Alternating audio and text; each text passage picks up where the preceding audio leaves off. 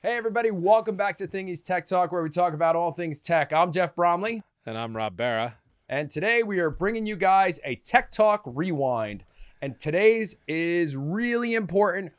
We are talking to you guys about phishing.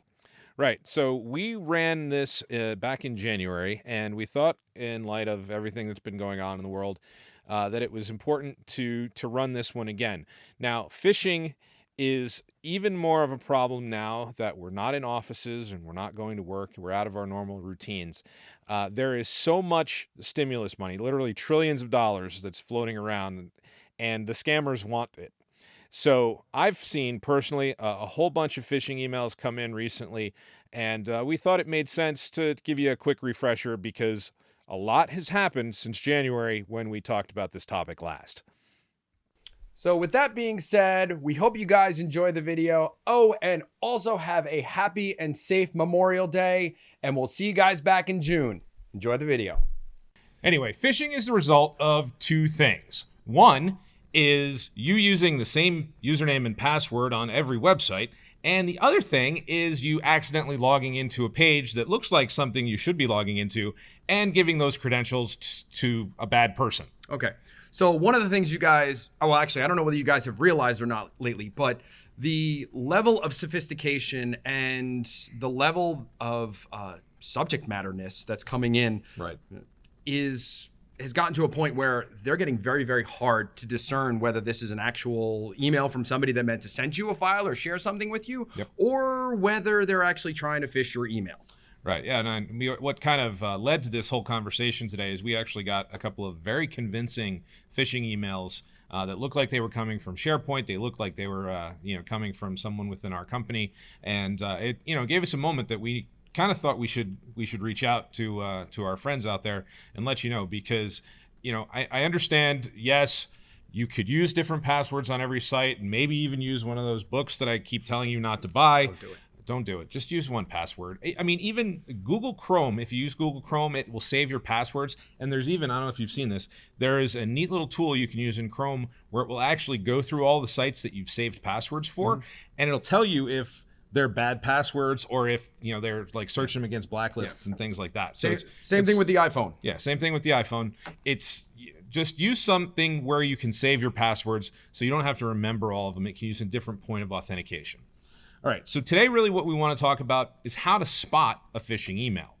First thing, take a look at the to field in your email. If there's nothing there, most likely it was just an email sent to blind carbon copy to a whole bunch of people, casting a big net, hoping that they catch somebody.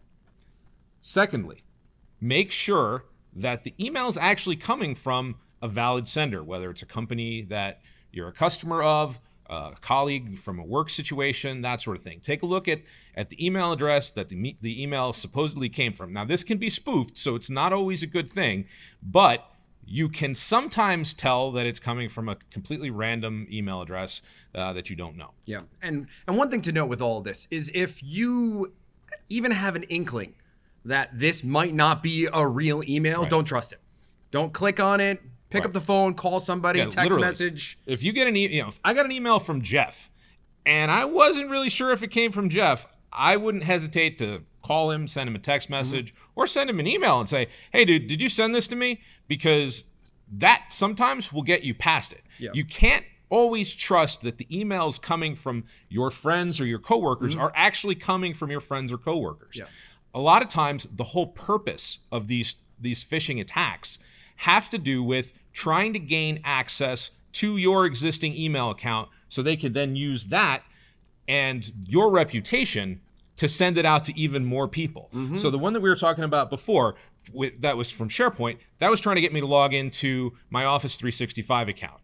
If I gave them my Office 365 credentials, they could then log in, use my thingy email, and send out emails to whoever I have either in my address book or whatever. Or, they harvest all that information. It's really bad. Yeah. So one of the things that you can do, and this is very simple, and I'm going to preface this by don't click. Yes. If you actually take your mouse and roll over it, most browsers or email clients will pop up a tip and it will show you what the URL is of that. if you see some URL that does not look like anything you want to be clicking on, again, don't click on it. Don't click on it. Sometimes, again, if you're on a desktop, some of the newer browsers will highlight or bold the actual domain that you're visiting to show that, because a lot of times people will create a fake domain with a real looking page. It's very easy to copy the real login page and make it look exactly right. So you got to be really careful with that, because I mean, when you hear about people being hacked, a lot of times what you're hearing about, like the Apple, the Icloud hack from a couple of years ago, when a bunch of famous people had their photos downloaded.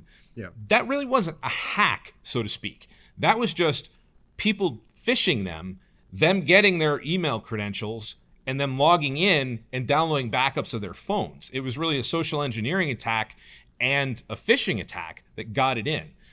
Similar to what happened with in the news about Jeff Bezos. Apparently his phone was compromised in some way through a malicious file. A lot of times that is another way people use phishing. They get you to click on a link, they get you to open a file, and then they take control of your browser, take control of your computer. You got to be really careful, because once you get infected with this, it will just grab everything. Anything that potentially is on your computer, anything that your contacts, your other email addresses, anything like that you have in your email program. If they get into your Google account, that's catastrophic. If they get into your Facebook account, that can be catastrophic. They get into your Amazon account, they could buy a whole bunch of stuff and send it to themselves. There's a lot of really bad things that could happen. So you really need to protect yourself. Yeah.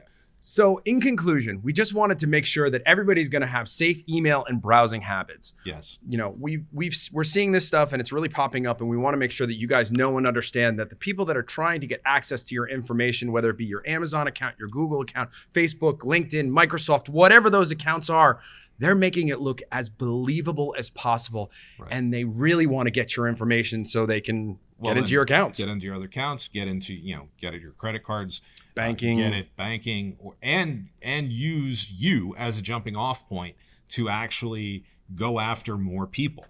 So that's really the scary part. So just be careful. You don't want to be the person that infects all your friends. Absolutely. So for this episode of Tech Talk, I'm Jeff Bromley. And I'm Rob Barra. Thanks for watching.